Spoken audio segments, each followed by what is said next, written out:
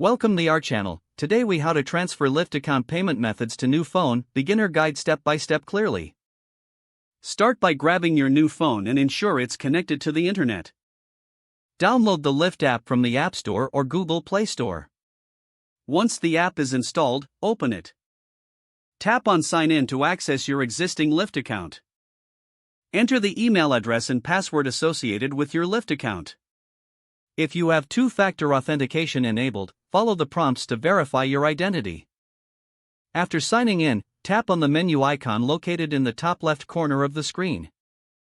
From the menu, select Payment. In the Payments section, you will see your current payment methods. Take note of the payment methods you've previously added. To transfer these payment methods, tap on Add Payment Method. Choose the same payment method you were using on your old phone.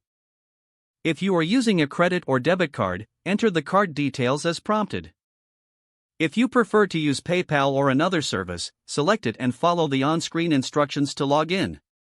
Once you've entered your payment details, tap Save or Done to add the payment method. If you had any promo codes or credits on your old account, check if they have transferred. You can manage your payment methods by deleting any you no longer wish to use. Make sure to review your payment options to ensure they are set up correctly.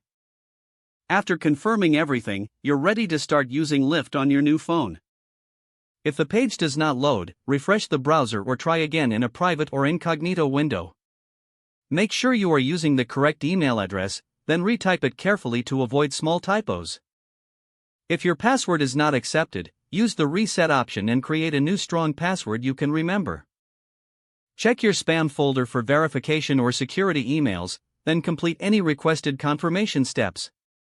Enable two-factor authentication if available to improve account security and reduce unauthorized access risk.